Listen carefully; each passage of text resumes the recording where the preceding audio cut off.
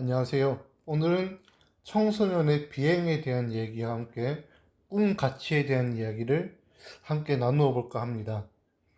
오늘 제가 가지고 온 강연의 제목은 야, 너도? 야, 나도 제대로 비행하는 방법입니다. 여러분, 어디서 많이 들어본 문구 아닙니까? 한참 조정석이 광고하던 영어 학습 광고의 대사를 카피해가지고 한번 가지고 와 보았습니다. 그래서 해석을 한다면, 야, 너도? 야, 나도? 우리 모두 꿈꿀 수 있어!가 되겠죠? 그래서 붙인 오늘 강연의 핵심 부제는 제대로 비행하는 방법입니다. 여러분, 비행하면 어떤 것들이 떠오르시나요? 비행하면 비행기도 떠오를 것이지만 또 불량한 것, 문제야, 일진 등 사실 부정적인 단어를 먼저 떠올리게 되는 것 같습니다. 아이러니하게도 오늘은 그 비행에 대한 얘기를 시작으로 열어볼까 합니다. 이 얘기를 시작을 하려면 저의 얘기를 꺼내어야 하는데 솔직히 아주 부끄럽지만 오늘 위해서 용기를 한번 내볼까 합니다. 저는 사실 학창시절에 추억이라고 하면 일부만 기억이 남고 그렇게 행복한 추억으로 남아있진 않습니다. 왜냐고 하면 10대 시절에 저는 꽤 오랜 기간 동안 또래 아이들로부터 따돌림을 받았고 일명 왕따를 경험한 적이 있었습니다. 그래서 저는 그 누구보다도 일진을 무서워했고 두려워했습니다. 그 왕따와 일진에 대한 트라우마가 성인이 되어서 군대에 들어갔을 당시까지만 해도 스스로를 매우 힘들게 했었는데요. 지금은 그 트라우마로부터 자유로워졌고 지금 이렇게 강연을 할 수 있을 정도까지 건강한 상태가 되었습니다. 물론 이 강의를 준비를 하면서 어떤 이야기 나눌까 했을 때 순간적으로 멈칫하긴 했지만 말이죠. 그래서 저의 고등학교 시절의 학창시절 사진은 이렇습니다. 정말 꾸미지도 않고 그냥 자연인 상태의 모습, 정말 공부만 할 것 같은 그런 모습이죠. 예. 그런데 저의 이런 학창시절 경험을 되돌아보았을 때 일진에도 두 가지 부류가 있다는 것을 저는 알게 되었습니다. 첫 번째 부류의 일진은 자기보다 약한 사람들을 괴롭히는 아주 수준이 낮은 일진의 단계입니다. 그런데 여기서 조금 진한 일진이 있습니다. 두 번째 부류의 일진은 어떤 정의감에 쌓인 일진입니다. 그래서 그 친구들은 흔히 왕따라고 불리는 아이들의 편에 서서 보호의 역할을 하는 그런 부류의 일진입니다. 비행에 대한 얘기를 하다 보면은 과거의 청소년들의 비행은 단순 절도, 본드 흡입, 오토바이 타기 등이 있었는데 요즘의 비행의 수준은 사실 상상을 초월하는 법의 테두리를 벗어나는 범죄 행위에 가까운 비행도 많은 것이 사실이라서 뉴스에서 관련 기사들을 접하는 것이 그렇게 어려운 일이 아니고 많은 사람들이 청소년기에 대해서 걱정을 하고 있습니다. 이게 청소년이 할 일이 맞나? 커서 어떻게 되려 그러지? 걱정과 함께 연민과 두려움을 표현합니다. 그렇게 비행을 하는 청소년들이 욱하면서 하는 얘기가 있습니다. 어떤 얘기일까요? 바로 엄마 아빠도 어릴 때 비행을 했잖아요. 그런데 왜 나한테만 그래요? 라고 하는 거죠. 그렇습니다. 우리가 알아야 할 것은 비행은 법의 테두리를 벗어나지 않는 아주 사소한 선이라면요. 청소년기의 생애 주기적인 그 발달 특성 중에 하나라는 거죠. 이를테면 부모님이나 성인에게 반항적인 태도를 보이는 것 또한 비행의 일부인 거죠. 결국 누구나 청소년기 미미하더라도 그런 시기를 겪게 되고 또한 비행의 시간과 과정을 지나오면서 성장을 하게 된다는 것도 의미를 가지게 됩니다. 자, 그렇다면 왜 청소년은 비행을 할까?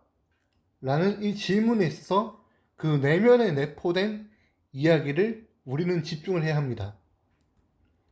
청소년이 비행을 하는 이유는 단순한 사회적 반항이 아니라 사실은 그만큼 나를 알아봐 주세요, 나를 인정해 주세요 라고 하는 결국은 사랑이 고프다는 표현의 한 가지 방법입니다. 인정의 욕구와 사랑의 욕구가 하나의 표현과 표출로 비행이라는 것을 선택하게 된다는 거죠. 그래서 단순히 청소년의 비행에 대해서 부정적인 시선으로만 보기에는 뭔가 아쉬움이 있다는 생각을 하게 됩니다. 이렇게 사랑이 고픈 청소년들이 어른들에게 듣고 싶지 않은 표현이 하나가 있는데 무엇일까요? 바로 뭐뭐 하지마, 안돼 라는 부정의 표현들입니다. 청소년에 대해서 너는 어리니까, 학생이니까 어른들의 말을 들어, 따라라고 통제와 억압만을 한다면 그것은 청소년을 미성숙한 주변인으로만 보고 하나의 인격체로서 존중하지 못하는 것이라고 할 수 있을 것입니다.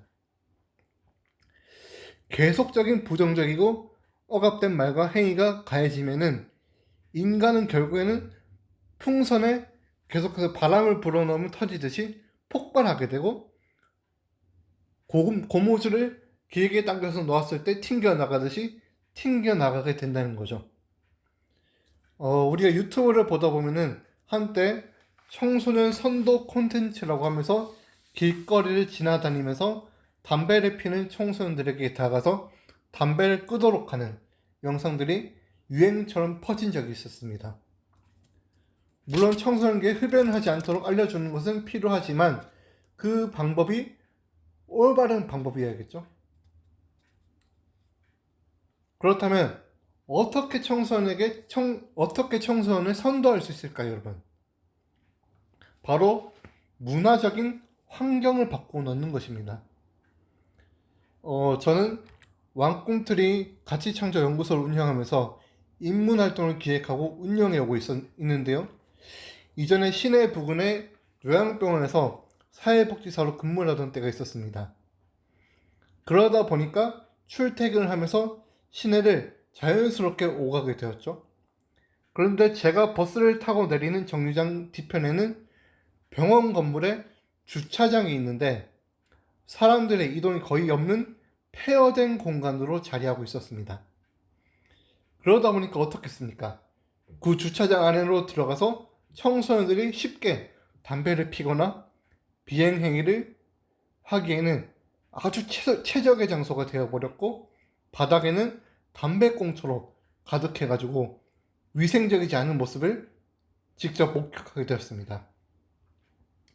그때 문득 그런 생각이 들었습니다.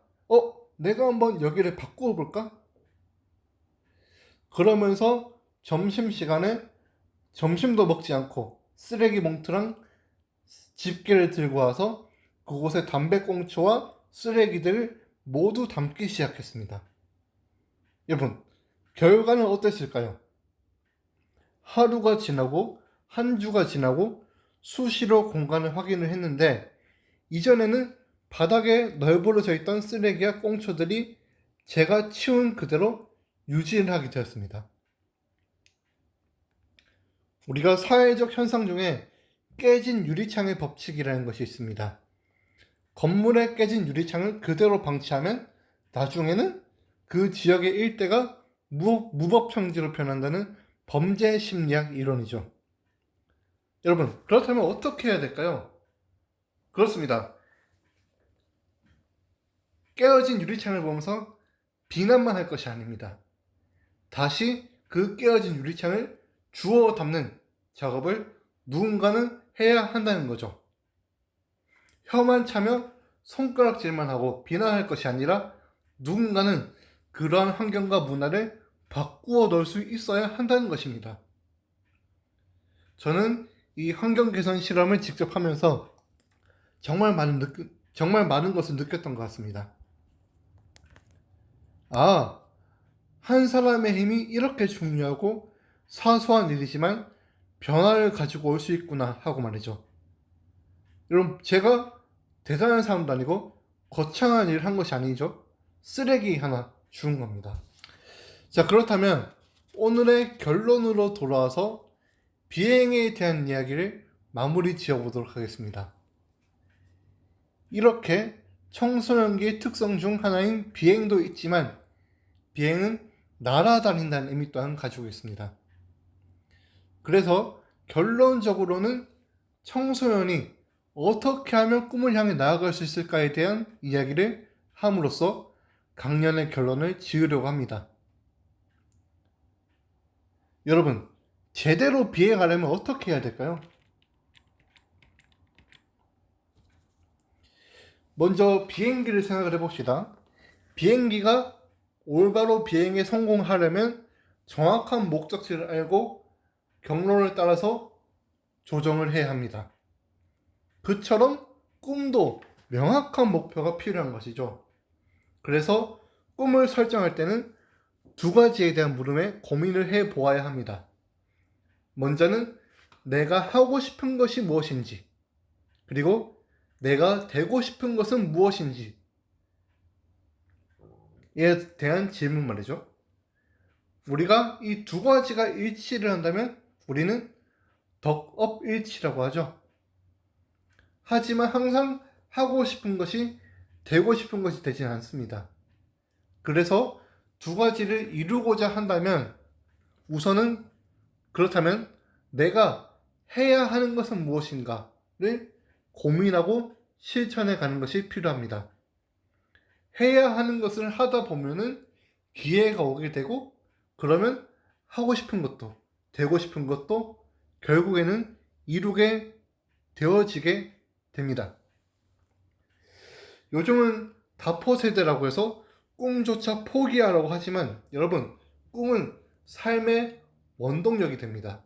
그래서 꿈을 절대 포기하지 마시고 달려가시기를 바랍니다. 비전을 설계하는 방법론적 이야기는 서점의 자기계발서 코너를 가면은 많이 있으니까 서점을 달려가시면 됩니다. 그래서 저는 오늘 나의 목표를 설정하는 데 있어서 조금은 재미있는 실천법 한 가지를 소개해 볼까 합니다. 바로 나를 소개하는 이름 삼행시를 지어보는 거죠. 삼행시? 삼행시로 어떻게? 라고 하겠지만요. 예를 한번 들어보겠습니다. 저의 이름은 진관용이거든요. 저의 이름을 한번 삼행시를 지어보겠습니다. 안녕하십니까. 저는 진관용입니다. 저는 진심으로 사람과 꿈의 연결에 관심을 가지고 용기를 전하는 사람입니다. 어떻죠? 저는 사람에 대한 관심을 가지고 꿈의 연결에 관심을 가지는 사람이죠. 그리고 그렇게 꿈에 대한 용기를 전하는 사람이 바로 저인 거죠. 이처럼 이름에 대한 삼행시를 통해서 나의 가치관과 내가 되고자 하는 방향에 대해서 설정을 해보는 것입니다. 로저스가 이야기를 했습니다. 인간은 완성된 존재가 아닌 되어져 가는 존재다. 그렇기 때문에 인간은 되어져 가는 존재이기 때문에 불완전할 수밖에 없는 거죠. 하지만 방향의 설정을 잘 해간다면 여러분이 원하고자 하는 꿈과 목표를 충분히 이룰 수 있을 거라고 저는 생각을 합니다. 이 관점은 우리 청소년에게도 성인에게도 저는 동일하게 적용되어야 한다고 생각을 해봅니다. 그렇게 된다면은 우리 사회가 조금 더 희망적이 되지 않을까요, 여러분?